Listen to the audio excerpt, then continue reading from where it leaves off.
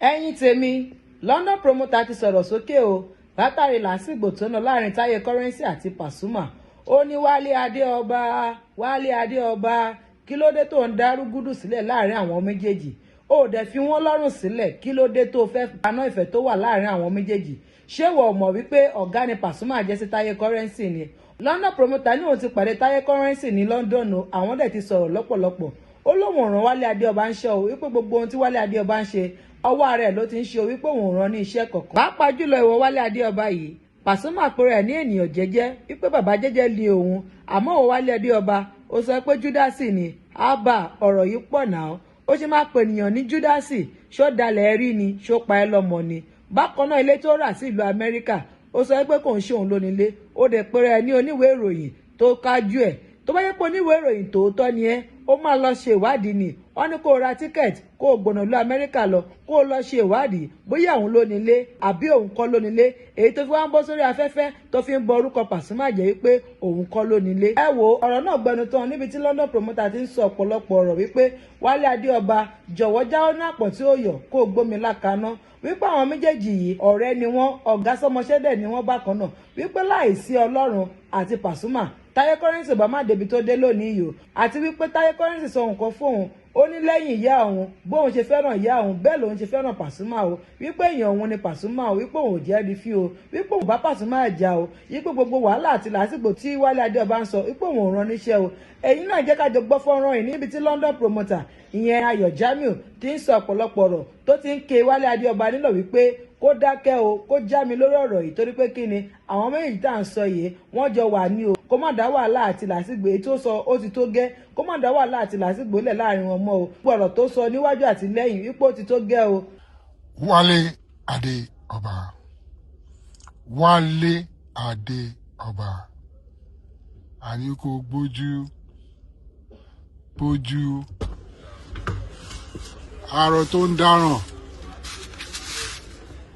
ọ̀rọ̀ ẹlẹ́sẹ̀ méjì ló ń dá sí i. Arọ tó ń dáràn ọ̀rọ̀ ẹlẹ́sẹ̀ méjì ni Wálé Adéọba. Gbogbo tó ń sọ lórí ọ̀gá ńlá Wàsíù Àlàbí Pasuma, púpọ̀ àwọn èèyàn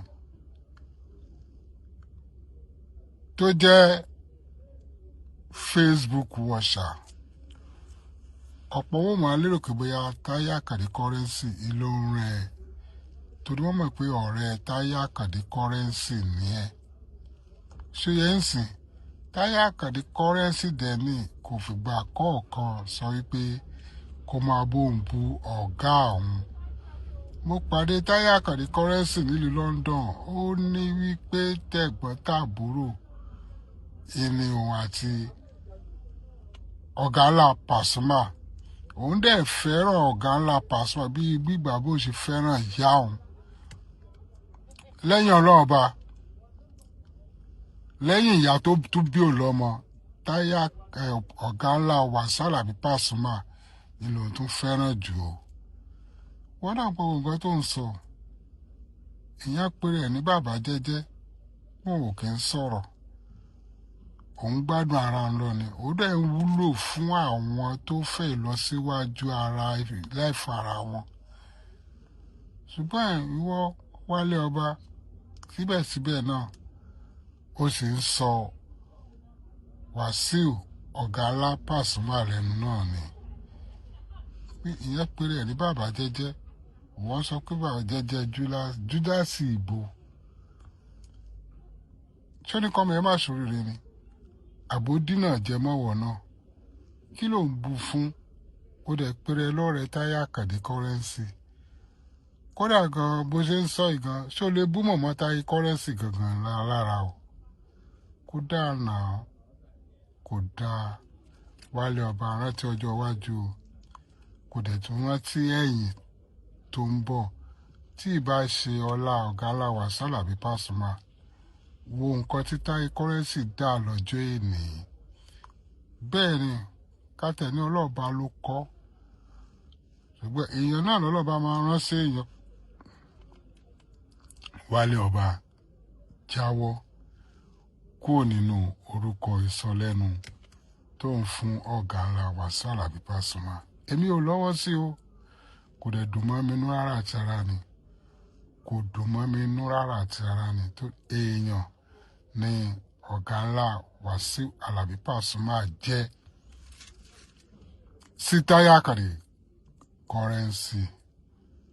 Ìrẹ́pọ̀ ló yẹ kó máa pariwo ó nídìí gbogbo nǹkan tó ń dánwò yìí ara tọ̀ kò dín ọlá Wàsíù Àlàbí Pasuma kù láéláé ní òkè náà lọ́lá rẹ̀ ń lọ. Má sọ̀rọ̀ ẹlẹ́ni lórúkọ tí Ọlọ́run bá ò sọ rárá tọ̀. Ìyá lóun bàbá jẹ́jẹ́ wọ́n dárúkọ bàbá Júdásì lórí kíni. Ìyá lóun ralé sílùú ọba ó wọlé bẹ̀ ó ń gbé bẹ̀ onílé ni. Ókè ra tíkẹ́ẹ̀tì náà lọ gba físà Amẹ́ríkà kó wá lọ síbi ilé náà nílùú Amẹ́ríkà tí Ọlọ́run ra ilé sí kó wá lọ confirm bóyá lóòótọ́ òun ló nílé àbó nǹkan ó wà Nàìjíríà òun sọ̀rọ̀ Amẹ́ríkà pé ilé lágbájá ni kì í ṣe ilé ọ̀gá alápàṣà wà á dẹ̀ dìde pé ilé Wàsíù Àlàbí Pasuma mo wo tó ń sọ pé òun lòun rà ni mo wà yìí o tó bá dẹ̀ lọ́rẹ̀ẹ́ tó wà l'Amẹ́ríkà ní ká lọ síbẹ̀ náà kán lọ confirm kán lọ wádìí wò bóyá òun ló ní àbó nǹkan já mi kò lórí gbogbo nǹkan tó ń sọ yìí yes ó dẹ̀ níyẹ professional oníwèé ìròyìn ńlá ni ẹ ṣé bá ṣe máa ń wádìí nǹkan nìyẹn ni Wálé Ọba jáwọ́ fèsì bòmíì ṣó ti gbọ́ ọ̀rọ̀ tí mi ò bẹ̀ sọ lẹ́ni nìyẹn o. ọ̀rọ̀ lẹ́gbọ́n yẹn o látẹnu London promoter kò tí tán síbẹ̀ o ẹ jẹ́ ká jọ ka comment section kí làwọn èèyàn wá sọ nípa ọ̀rọ̀ yìí àti ohun tí London promoter sọ. Wese sọ wípé God bless you sir. Davidson sọ wípé na only you get sent for Taye Currency squad ó lágbára o. G-Passion sọ wípé kí ló dé tí Currency kò lè caution ẹ̀ àbí o. Bristol Live sọ wípé go and say that to Sino really. Nureni Ọbalúwo sọ wípé just leave that Wale he will soon cry. Goboy sọ wípé leave him sir wọ́n dí ẹyin ẹ̀ lọ́wọ́ ó mà wá lágbára o. Amenda sọ wípé ẹni tí èèyàn bá fẹ́ràn èèyàn kò ní lè ní ìgboyà kó máa rin fín bẹ́ẹ̀ ni lóòótọ́ ni. Golden Sun sọ wípé ojú Wálé máa tó bó ẹ wo ó ní agbára gidigidi gan o. A nílùú jù bẹ́ẹ̀ lọ lórí ètò lónìí. This is DIGINAIJA TV. Don't forget to subscribe, like and share. Bó bá ṣe máa lọ láàmú àmú àṣetì gbọ́ yín ẹ ṣé o ó dìgbà kan náà.